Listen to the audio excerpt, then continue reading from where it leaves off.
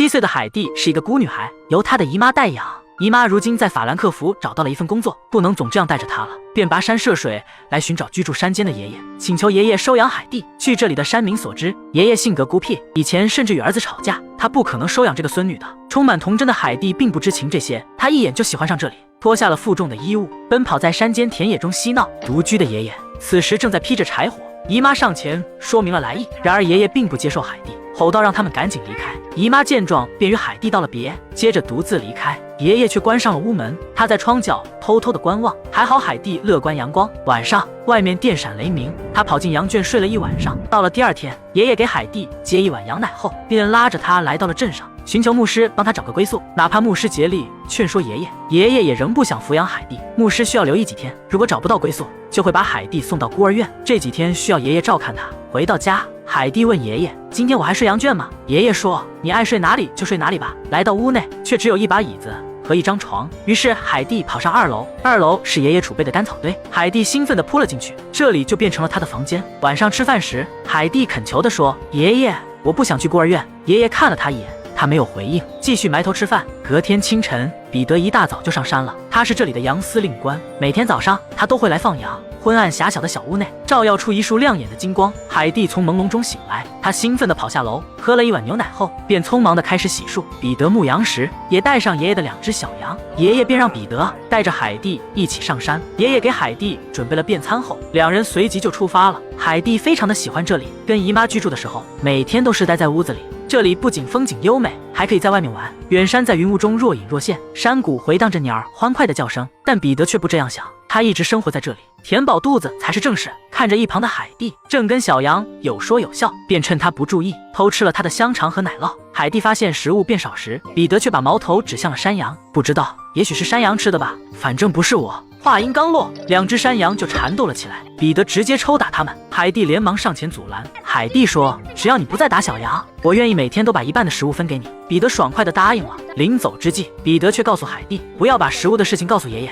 村里人说他杀过人。这样的一句劝告，瞬间就让海蒂阴郁起来。晚上吃饭时，他2条腿颤个不停，内心挣扎了些许片刻后，他决定继续回羊圈睡觉。爷爷也察觉到了不对劲，并安慰道：“你应该相信自己的眼睛和耳朵，不要轻信谣言。”海蒂回味爷爷的话，他也终于放掉了障碍，上前拥抱了爷爷。完罢，他便直接跑上了楼。爷爷看着眼前的一幕，甚至有些动容，因为这一刻他被理解了。村里没有人理解他，这个只认识1天的孙女，却理解相信了自己。第二天，海蒂还是依旧与彼得一起牧羊，2个人玩得不亦乐乎。然而欢乐却是暂时的。海蒂说：“明天我就不在这儿了，爷爷会带我到牧师那里。”彼得感到怅然若失，一想到又要一个人陪傻山羊了，他就气不打一处来。海蒂回到家后，却突然看到桌旁莫名多出了一把新的椅子，这是爷爷给海蒂做的。他决定让海蒂留下。海蒂和彼得开心雀跃，山谷留下他们欢快的印记。日子一天天过去，冬天马上就要来了。彼得说他明天就不会再上山了，因为他要去上学，要到明年的春天才会回来。海蒂问爷爷：“我可以去上学吗？”然而爷爷却并无回应。有一天，爷爷拉着海蒂下山卖羊时，居民不仅反感爷爷，嘴角还挂着闲言蜚语。爷爷不予理会，紧拉着海蒂迈步前进。来到交易所，牧师就告诫爷爷，海蒂应该去上学，可爷爷却说，冬天下起雪来，他没法独自上下山。望着街道成群的孩子们，海蒂的神情满怀羡慕。自己唯一的朋友彼得，冬天也不能陪着自己了。时间飞逝，转眼间来到了冬天，轻盈的雪花悄然落下，将整个山脉染成了白色。但海蒂却无心欣赏，只能期盼冬天过得快一点，春天就能与彼得在一起了。爷爷也看出他的心思，隔天便拿出了雪橇，拉着海蒂下山探望彼得。灌木丛林一路穿梭，不时弥漫着海蒂的欢笑声。来到彼得家里，彼得此时还没有放学，妈妈和奶奶热情地招待着海蒂。妈妈是一个单亲母亲，奶奶如今年事已大，双眼也失去了视觉。彼得终于回来，2个伙伴兴奋地抱在了一起。吃饭时，彼得开始抱怨说，学校很无聊，阿尔卑斯山的人们根本没必要识字。海蒂想把面包分给奶奶，但面包是硬的，奶奶几乎没有牙齿，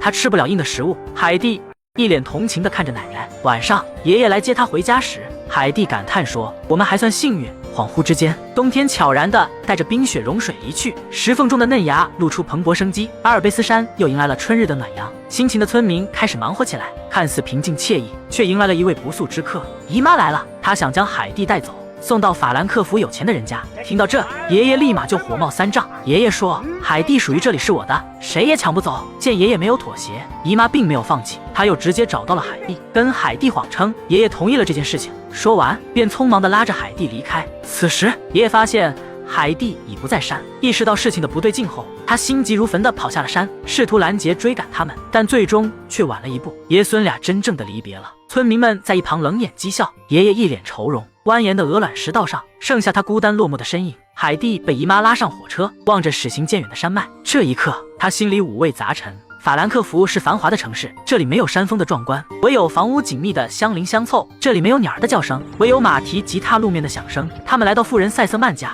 这里的男主人因为妻子很早去世，他很少陪着孩子，所以一直想给女儿找一个玩伴。姨妈便为了赏金，千里迢迢将海蒂送到这里。女管家迈尔端庄站起身来，她四处打量着海蒂，看着这个邋遢脏乱的小女孩，显然不是很满意。姨妈和她来到一旁，一阵苦口婆心劝说下，对方这才同意收下海蒂。领到赏钱后，姨妈高兴地扬长而去。克拉拉是这里的千金，她长着一头秀丽的金发，身着华丽的公主裙。虽然她有着动人的美丽，但却只能坐在轮椅上。看到海蒂后，她瞬间就露出了甜甜的笑容。两个人很快就玩到了一块，但海蒂却不小心撞坏了花瓶。面对迈尔的责问，克拉拉却说是自己不小心弄的，帮海蒂扛下了错误。海蒂想起奶奶吃不了硬食物，便偷偷地将面包揣进衣服，期盼有朝一日送给奶奶。城堡里虽然衣食无忧，但规矩却数不胜数。吃饭不能手端，不能随意聊天，不能随意乱跑，不准大声说话，每天要按照固定时间的生活作息来进行。海蒂一时间难以适应。晚上睡觉时，海蒂辗转反侧，她想爷爷、奶奶、彼得，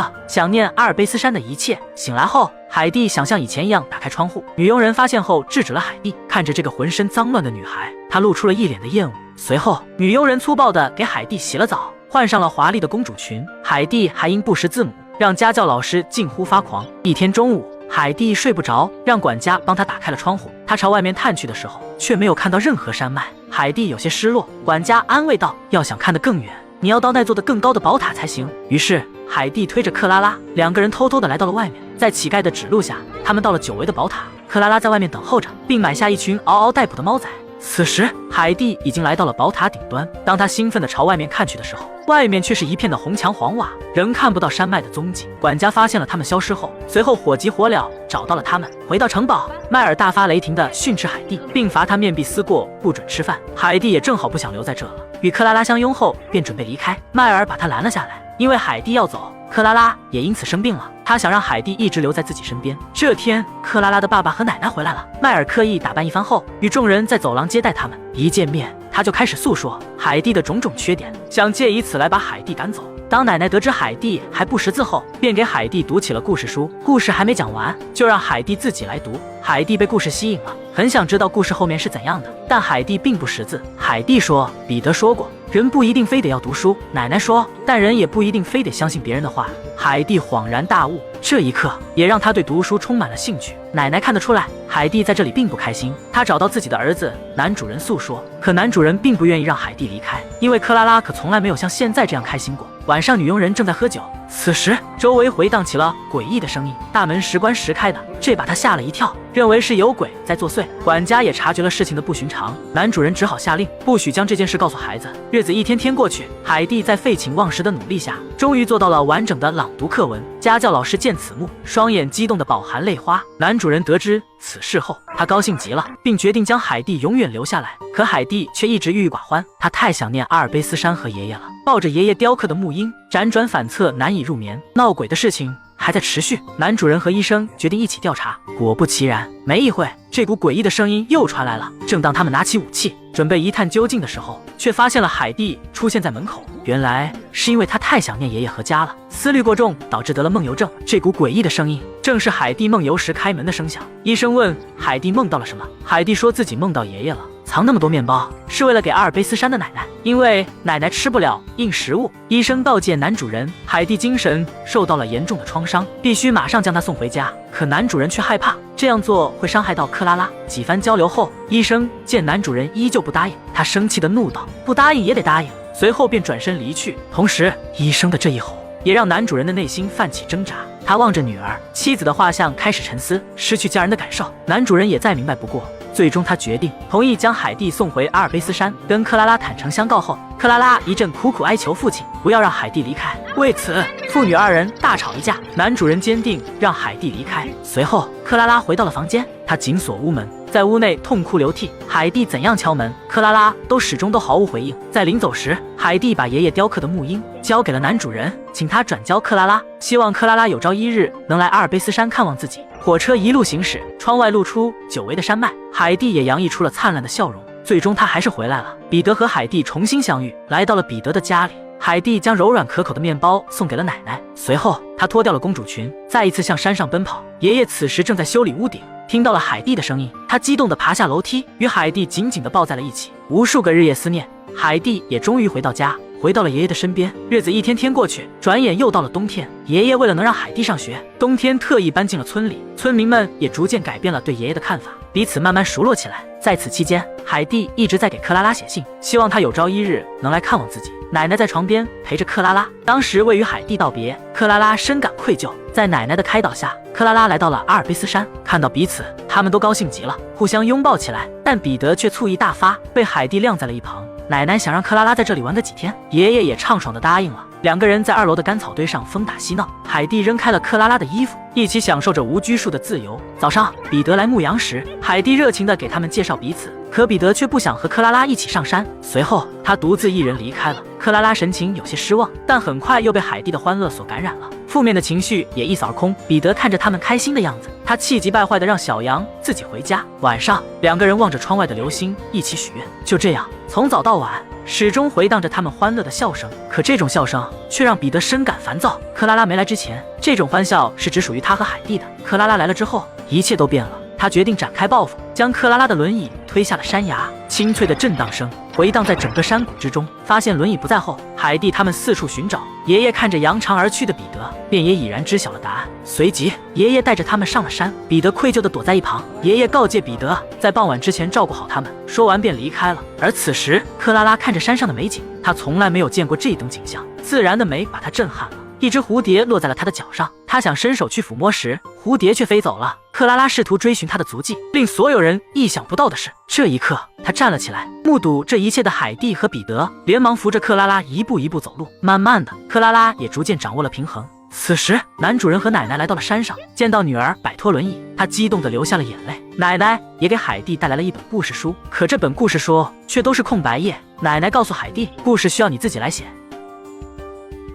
海蒂和爷爷是由阿兰·葛斯彭纳执导，于2015年上映的作品。该片改编自约翰娜·斯比利著同名长篇小说。电影获得2016年巴伐利亚电影奖最佳儿童片第66届德国电影奖杰出儿童或青少年电影提名。这是一部温暖仿若童话的电影，每个人都有这个世界最善良的人性。平淡的剧情却又有很强大的力量。电影穿梭在阿尔卑斯山与法兰克福两个不同地方，从草原到城市再到回归，记录着海蒂不断的成长。童年期的海蒂没有被坎坷的命运所打垮，用灿烂的笑容感染着每一个人。爷爷与海蒂日渐相处的过程中，逐渐被他的真诚所打动，也正是在他纯真的感情感染下，让原本孤僻倔强的爷爷变得开朗起来。总是欢声笑语的海蒂也有负面的一刻，他想写故事成为作家，但却被同学们所嘲笑，甚至内心久久陷入纠结。还好在奶奶的开导下，海蒂又重新找回了自我。正如奶奶所说，如果想要做什么就放开了去做，不要在意别人说什么，要相信自己。喜欢影片请点赞，我是白昼，